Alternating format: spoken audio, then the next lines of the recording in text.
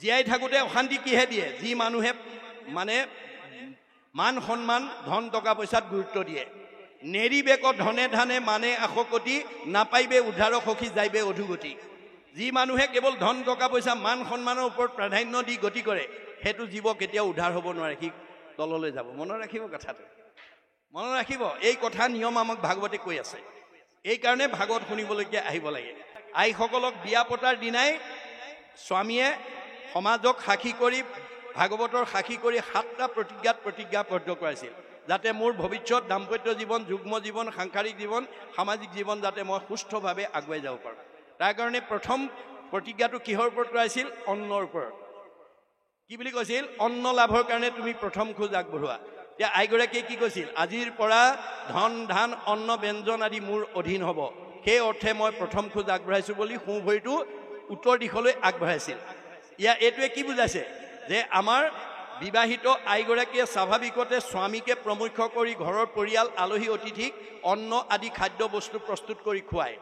আইগৰাকীয়ে খুওৱা অন্নৰ পৰা আমাৰ প্ৰত্যেকৰ শৰীৰত 7 ধাতু সৃষ্টি হয়। অন্ন খালে ৰস, ৰসৰ পৰা তেজ, তেজৰ পৰা মাংস, মাংসৰ পৰা মেদ, মেদৰ পৰা হাড়, হাড়ৰ পৰা মজ্জা, মজ্জাৰ পৰা শুক্ৰ, শুক্ৰৰ পৰা সতি সন্তান। গতিকে 7 ধাতু সৃষ্টি হয়। গতিকে অন্ন শুদ্ধ হ'লে ব্ৰহ্ম শুদ্ধ হ'ব, ব্ৰহ্ম শুদ্ধ হ'লে আমাৰ সতি সন্তান শুদ্ধ হ'ব। ধন সাঞ্চি যিটো বিষ্ণু বৈষ্ণৱক নেদৈ, গৃহাগত ভৈলে তাকো নাই বুলি খেদৈ, মাধৱৰ নামলৈয়া বৈষ্ণৱ বোলাৱে, হেনয় জনক দণ্ড দিয়ন্ত মাধৱে। আপুনি বৈষ্ণৱেই হওক বা অবৈষ্ণৱেই হওক, আপুনি যদি ধনৰ ব্যৱহাৰ নাজানে, আপুনি ঈশ্বৰৰ তাৰ পৰা শাস্তি পাবই। কেনেকৈ? নহি চোৰে নেই নহি অগ্নিয়ে দহয়, নহি দণ্ড বন্ধ ভূঞা ৰাজাই লয়। আপোনাৰ ধনটো হয় চোৰ ডকাইত উগ্ৰপন্থীৰ দ্বাৰা লৈ যাব, নহয় জুয়ে পুৰিব, নহয় আকস্মিক দুৰ্ঘটনা বেমাৰ আজাৰ হৈ ডাক্তৰে খাব, নহয় কাজিয়া পেচাল লাগি কেছ মামলা লাগি পুলিচে খাব, সিমানতো ৰেহাই নিদিয়ে। ধন বুলি পাছে কান্দে ৰাও বন্ধি, ঘৰে ঘৰে ভিক্ষা মাগে কৃষ্ণ কৃষ্ণ বুলি। এই জন্মত ধন থাকি যদি প্ৰয়োগ কৰিব নাজানে, সেই জীৱটোক পিছৰ জন্মত ভিক্ষাৰী কৰি পঠিয়াই দিব। জীৱৰ মৃত্যু নাই, জীৱৰ গতি আছে। মনত ৰাখিব কথা, জীৱৰ সংস্কাৰ আছে। আমাৰ গতি আৰু সংস্কাৰটো কেনেকৈ হয়? গীতাত কৈছে, যেন জোকে তৃণ পাইলে এৰয় অপৰ, জীৱৰ দেহৰ জানা সেহি পতন্তৰ। আমাৰ দেহত থকা জীৱটো চেনী জোকৰ লগত তুলনা কৰিছে। এটা চেনী জোকে মুখৰ আগত আন এডাল বন নোপোৱালৈকে পিছৰডাল এৰি নিদিয়ে। আমাৰ দেহত থকা জীৱটোৱে আন এটা দেহ নোপোৱালৈকে এইটো দেহৰ পৰা ওলাই নাযায়। দ্বিতীয় উপমা দিছে, যেন নৱ বস্ত্ৰক পুৰুষে পিন্ধে আগ, পুৰাতন বস্ত্ৰ পাছে কৰে পৰিত্যাগ। আপুনি ফটা চোলা এটা পিন্ধি আছিল, নতুন এটা বজাৰৰ পৰা অনাৰ লগে লগে পুৰণাটো পেলাই যেনেকৈ নতুনটো পিন্ধে, ঠিক তেনেকৈ আমাৰ দেহত থকা জীৱটোৱে পুৰণা দেহটো এৰি নতুন দেহলৈ যাব। জীৱৰ গতি আছে, হয় ঊৰ্ধ্বগতি নহয় অধোগতি। এতিয়া আপোনাৰ দেহত থকা জীৱটো আপুনি ওপৰলৈ পঠিয়াবনে তললৈ পঠিয়াব? এইটো দায়িত্ব আপোনাৰ দেই। আমাৰ দাৰ্শনিক পণ্ডিতে কৈছে, you are the curator of your own destiny. আপোনাৰ ভাগ্যখন আপুনি নিজে গঢ়িব লাগিব, আপোনাক আনে গঢ়ি নিদিয়ে। আপোনাৰ পৰিয়ালটো আপুনি ভাল কৰিব লাগিব, আপোনাৰ পৰিৱেশটো আপুনি ভাল কৰিব লাগিব, আপোনাৰ সমাজখন আপুনি ভাল কৰিব, আনে কৰিব নোৱাৰে। আপোনাৰ দায়িত্ব। সেইকাৰণে কৈছে মাধৱদেৱে, আপুনি আপোনাৰ শত্ৰু, আপুনি আপোনাৰ মিত্ৰ, আপুনি আপোনাৰ ৰাখে মাৰে, হৰিক নভজি নৰে, আপুনি হৈ নষ্ট, হৰি ভজি আপোনাক কটাৰে। ঈশ্বৰৰ ভক্তি কৰক, তৰণৰ উপায় পাই যাব। ভাগৱতত চব নিয়ম দি থৈ আছে, চব নিয়ম বান্ধি থোৱা আছে। গতিকে সেই নিয়মখিনি আমি যেতিয়ালৈকে নিজে শিকিব নোৱাৰিম, ল'ৰা ছোৱালী শিকাব নোৱাৰিম। ইয়াত 8 প্ৰকাৰ সদাচাৰৰ কথা আছে, মনত ৰাখিব কথাটো। 8 প্ৰকাৰ সদাচাৰ যদি আপোনালোকে মানি চলিব পাৰে, মহাপুৰুষ দুজনাৰ দিনৰ কেইবাজনো আটা পুৰুষে আয়ুস বঢ়োৱাৰ দৰে আপোনালোকৰ আয়ুস বঢ়াব পাৰিব। 8 প্ৰকাৰ সদাচাৰ: কায়ৰ সদাচাৰ, বাক্যৰ সদাচাৰ, মনৰ সদাচাৰ, গমন সদাচাৰ, শৌচ সদাচাৰ, অন্ন সদাচাৰ, স্নান সদাচাৰ, শয়ন সদাচাৰ। এই 8 প্ৰকাৰ সদাচাৰ আমি জানিব লাগিব দেই, মনত ৰাখিব। আপোনাৰ শৰীৰত বেমাৰ আহিব নোৱাৰে। পোহৰ থকা ঠাইলৈ যেনেকৈ আন্ধাৰ আহিব নোৱাৰে, নীতি সদাচাৰ থকা মানুহৰ শৰীৰলৈ সহজে বেমাৰ আহিব নোৱাৰে। এই কথা ভাগৱতে কৈ দিছে। 1 নম্বৰ কায়ৰ সদাচাৰ, প্ৰাণ দান ৰক্ষণত ব্যৱহাৰ কৰিব। বাক্যৰ সদাচাৰ, আজি কথা ক'ব নজনাৰ কাৰণে বহুত পৰিয়ালত শাহুৱেক বোৱাৰীয়েকৰ মাজত মনোমালিন্য, কাৰোবাৰ স্বামী স্ত্ৰীৰ মাজত মনোমালিন্য, কাৰোবাৰ ককাই ভাইৰ মাজত মনোমালিন্য, কাৰোবাৰ দেউৰেক নবৌৱেকৰ মাজত মনোমালিন্য। কিয়? কথা ক'ব নজনাৰ কাৰণে। মনত ৰাখিব, এগৰাকী ভাৰ্যাই স্বামীক কেনেকৈ কথা ক'ব লাগে তাক নজনাৰ কাৰণে বহুত স্বামীয়ে ভাৰ্যাক বেয়া পায়। আৰু এজন স্বামীয়ে ভাৰ্যাক কেনেকৈ মৰমেৰে কথা ক'ব লাগে তাক নজনাৰ কাৰণে বহুত ভাৰ্যাই স্বামীক বেয়া পায়। এগৰাকী শাহুৱেকে বোৱাৰীয়েকক কেনেকৈ নিজৰ ছোৱালীৰ দৰে মৰম কৰি কথা ক'ব লাগে তাক নজনাৰ কাৰণে বহুত শাহুৱেকক বোৱাৰীয়েকে বেয়া পায়। বহুত বোৱাৰীয়ে শাহুৱেকক কেনেকৈ নিজৰ মাতৃৰ দৰে ভক্তিভাৱে কথা ক'ব লাগে তাক নজনাৰ কাৰণে বহুত বোৱাৰী শাহুৱেকে বেয়া পায়। বহুত দেউৰেকক নবৌকে বেয়া পায়, বহুত নবৌকক দেউৰেকে পায়, ইত্যাদি ইত্যাদি। গণ্ডগোলটো ক'ত লাগিল? কথা ক'ব নাজানে। কথা ক'ব নাজানে। কথা ক'ব নাজানিলে আপুনি কেতিয়াও পৰিয়ালত মিলা প্ৰীতিয়ে থাকিব নোৱাৰিব। এই কথা ভাগৱতে কৈছে। আমাৰ কথা কোৱাৰ ব্যৱস্থাটো কেনেকুৱা হ'ব লাগিব? সত্য, প্ৰিয়, হিত। আমি সদায় সঁচা কথা ক'ব লাগিব। মনত ৰাখিব, সঁচা কথা কোৱা মানুহে কালেও ভয় নকৰে। মূৰ তুলি কথা কয়, সাহসেৰে কথা কয়। মিছা কথা কোৱা মানুহে তললে মূৰ কৰি থাকে, ধৰা পৰাৰ ভয় কৰে।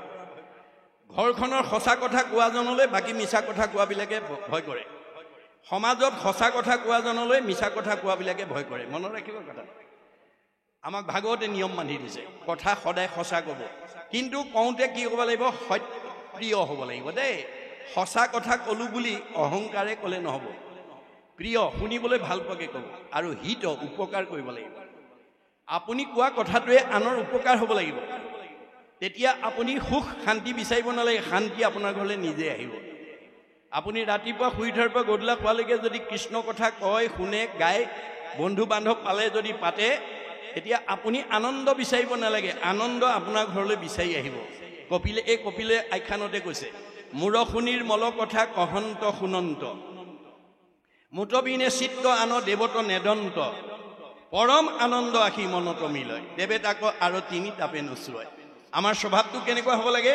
ৰাতিপুৱা শুই উঠাৰ পৰা গধূলা খোৱালৈকে বন্ধু বান্ধৱ আলহী অতিথি ভকত বৈষ্ণৱ পালে আমি ঈশ্বৰৰ কথা পাতিব লাগে, ক'ব লাগে, গাব লাগে, শুনিব লাগে। বছ, আনন্দ নিজে আহিব। আমাৰ বৈদিক নিয়ম মতে 8 প্ৰকাৰ অষ্টাংগ যোগৰ দ্বাৰা ভগৱন্তক চিন্তা কৰিলে জীৱই গতি পায়। যম, নিয়ম, আসন, প্ৰাণায়াম, প্ৰত্যাহাৰ, ধ্যান, ধাৰণা, সমাধি। কিন্তু আমাৰ গুৰুজনৰ দিনত এতিয়া সেইখিনি আমাৰ প্ৰয়োজন নাই। আমি সেইখিনি বৈদিক যুগৰ নিয়মেৰে আমি ঈশ্বৰক ভজিব নালাগে। আমাৰ 9বিধ ভক্তিৰ ভিতৰত যিকোনো এবিধ আচৰণ কৰিলে আমাৰ জীৱই পৰম গতি পাব পাৰে। যদ্যপি ভকতি নৱ বিধ মাধৱৰ শ্ৰৱণ কীৰ্তন আতি মহাশ্ৰেষ্ঠতৰ। শ্ৰৱণ কীৰ্তন যিটো আজি আমি কৰিছোঁ এইটো সৰ্বশ্ৰেষ্ঠ বুলি কৈছে। গতিকে এই ধৰণে যেতিয়া ভগৱানক তুমি ধ্যান কৰিবা, দেহাকো নেদেখা আৰু কিবা আছে কিবা নাই, কিবা আসনতে বহি ৰৈলা। আপোনালোকে এতিয়া ইমান সময় বহি আছে, কঠখনতে বহি আছে, ঘৰত বাৰু ইমান সময় অকলে বহি থাকিব পাৰিলেহেঁতেন নে? নোৱাৰে। আজি কোনে বহাইছে আপোনালোক? কিয় বহিছে? এই কথা উপলব্ধি কৰিব লাগিব। আমাৰ বেদত কৈছে স্ব পৰম অনুৰক্তি, ঈশ্বৰেই ভক্তি। আজি আপোনালোক যিসকলে বহি আছে এটা আগ্ৰহ লৈ বহি আছে, ঈশ্বৰৰ কথা শুনিবৰ কাৰণে, জানিবৰ কাৰণে, বুজিবৰ কাৰণে এটা আগ্ৰহ লৈ বহি আছে। কাৰণে আপোনালোকে ইমান সময় বহি থাকিব পাৰিছে। এইটোৱে হৈছে ভক্তিৰ প্ৰতীক। ই আমাক 6টা প্ৰমোচন দিব, মনত ৰাখিব দেই। আগ্ৰহ, ৰতি, প্ৰীতি, ভক্তি, শান্তি, 6 নম্বৰত মুক্তি। আমি মানুহৰ জীৱন পাই এই আদৰ্শলৈকে আমি নিজেও আহিব লাগিব, ল'ৰা ছোৱালীকো আনিব লাগিব, সমাজখনকো আনিব লাগিব। আপোনালোকে নাহিব পাৰে, পূৰ্ব জন্মৰ পুণ্যৰ ফলত এই জন্মত পকা ঘৰ তল টাইলছ দিয়া ঘৰত দামী পোছাক পিন্ধি দামী আহাৰ খাই গাড়ী মটৰ ঘূৰিব পাৰিব, কিন্তু এই জন্মত যদি ঈশ্বৰত ভক্তি নকৰে আপোনাৰ জীৱ অহা যোৱা কৰি থাকিব লাগিব। কাৰণ পুনৰপি জনমম পুনৰপি মৰণম হৈ থাকিব লাগিব। ভাগৱত নুশুনা জীৱ, ঈশ্বৰৰ কথা নুশুনা জীৱ মুক্তি পাব নোৱাৰে। এই কথা অকল ধৰ্মগ্ৰন্থতে নহয়, বিজ্ঞানে স্বীকাৰ কৰিছে। বিজ্ঞানে আমাৰ এই পৃথিৱীৰ উপৰিমণ্ডলত থকা বায়ুমণ্ডলক ঘনত্বৰ ওপৰত 3টা স্তৰত ভাগ কৰি দেখুৱাইছে। টপস্ফিয়াৰ, টেট্ৰস্ফিয়াৰ, আইনস্ফিয়াৰ। আইনস্ফিয়াৰৰ আটাইতকৈ ওপৰৰ স্তৰ বৈতৰণী নদী বুলি কোৱা হৈছে। গতিকে ভাগৱত শুনা জীৱ ইমান নিৰ্মল হৈ যাব, প্ৰয়াণৰ পিছত ৰকেটৰ দৰে 3টা লেয়াৰ ভেদ কৰি 14 ব্ৰহ্মাণ্ডৰ বাহিৰত মানে শুদ্ধ জীৱ ভকতৰ কাৰণে নিৰ্মাণ কৰা বৈকুণ্ঠত অৱস্থান কৰিব, আৰু ঘূৰি আহিব নালাগে দেই, মনত ৰাখিব।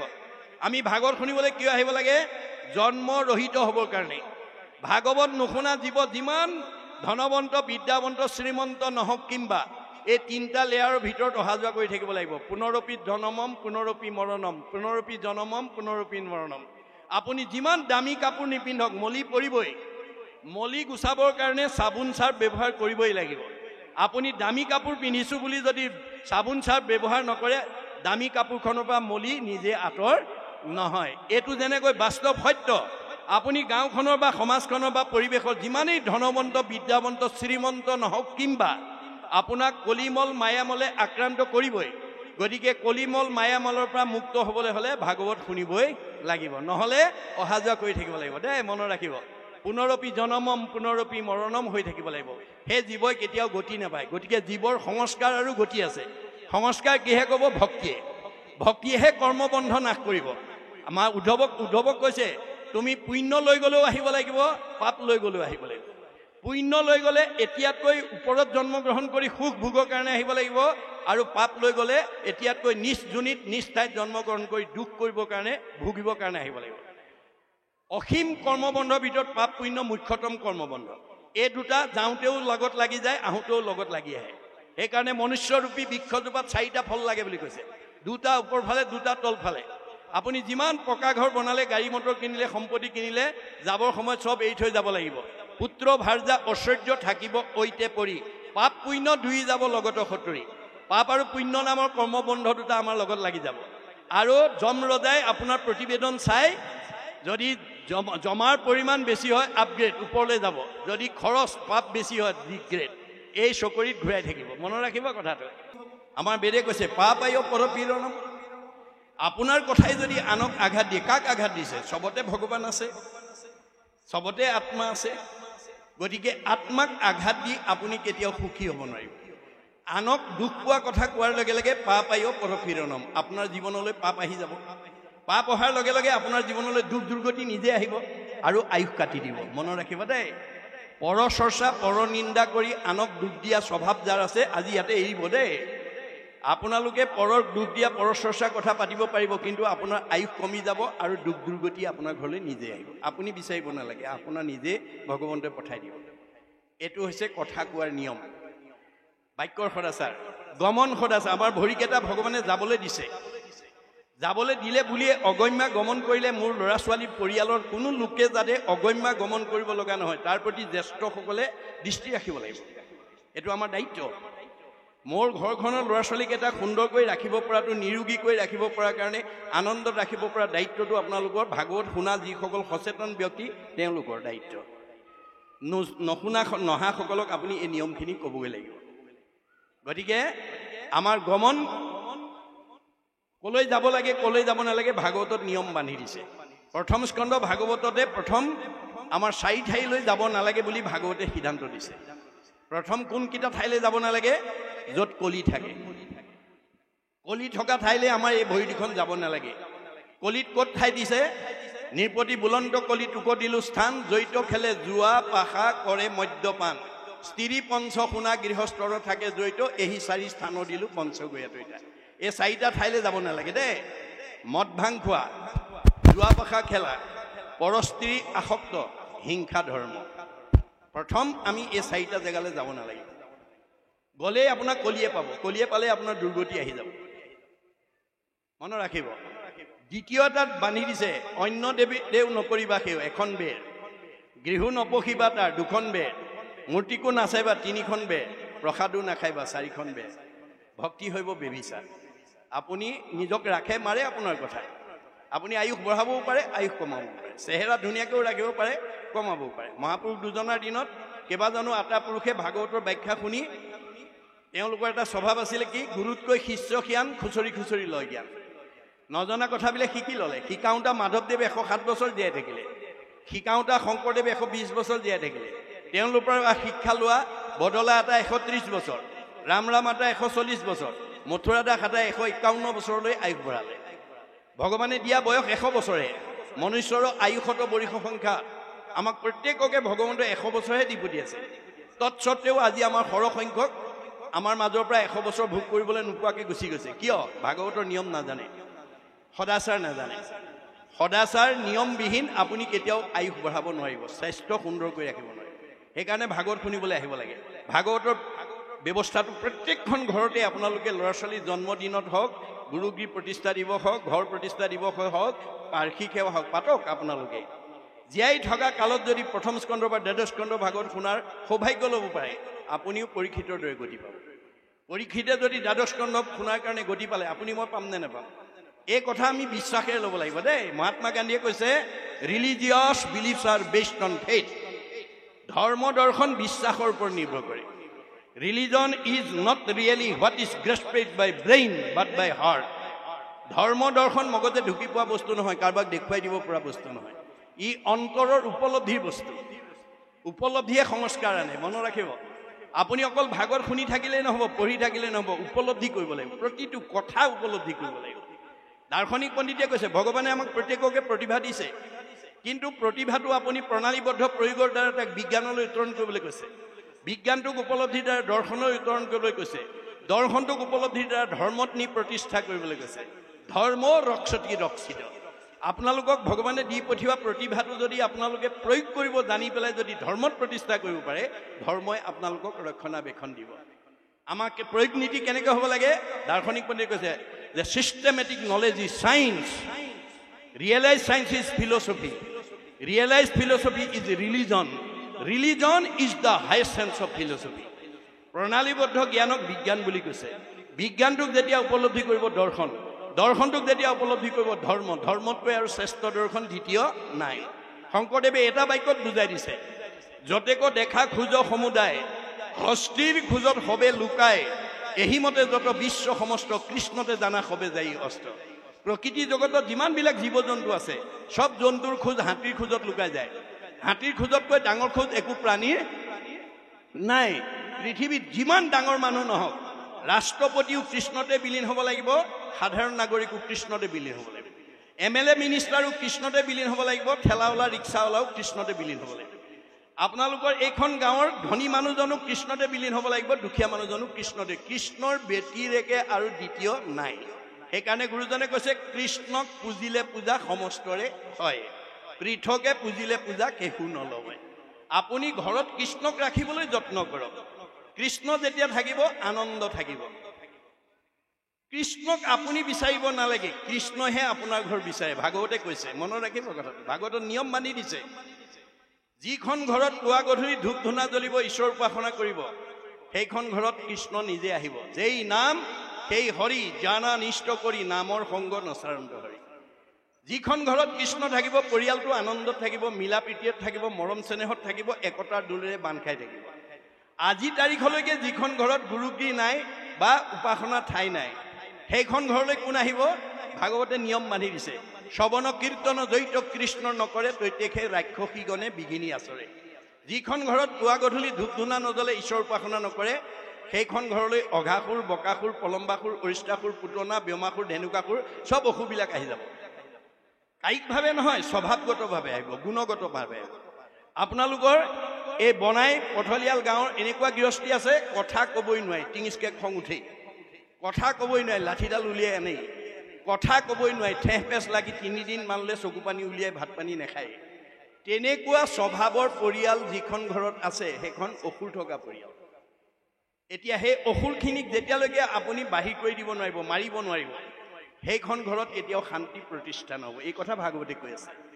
গুৰুজনাৰ দিনৰ এজন আটা পুৰুষে এই বিষয়ে কৈছে, ব্ৰহ্মাক মাৰিবা, বিষ্ণুক মাৰিবা, ৰুদ্ৰক নিদিবা ঠাই, মহা মহা মহন্ত আহিলে কোবাই মাৰিবা, তেহে ভগতি পায়। গতিকে ব্ৰহ্মাক মাৰিবা, ৰজগুণ মাৰিব লাগিব। মাৰা মানে সংস্কাৰ। আপুনি ৰজগুণৰ মানুহ হ'লে কেতিয়াও শান্তি নাপায়। ৰুদ্ৰক মাৰিবা, তমগুণ মাৰিব লাগিব। খঙাল মানুহে কেতিয়াও শান্তি প্ৰতিষ্ঠা কৰিব নোৱাৰে। বিষ্ণুক মাৰিবা, সতগুণকো মাৰিব লাগিব।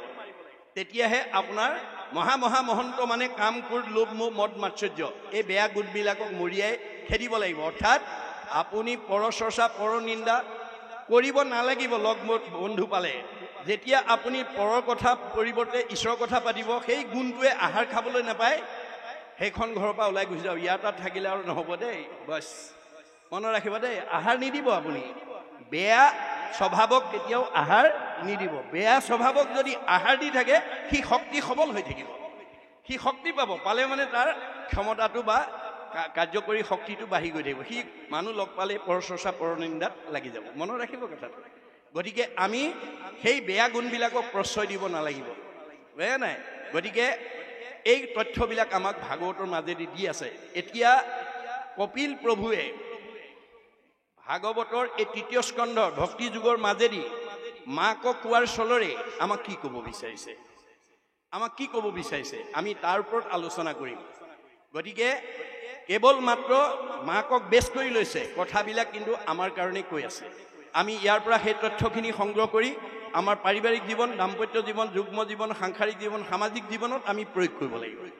আপুনি ভাগৱতৰ নীতি যদি প্ৰয়োগ কৰিব নোৱাৰে, তেতিয়াহ'লে আপুনি কেতিয়াও শান্তি প্ৰতিষ্ঠা কৰিব নোৱাৰিব।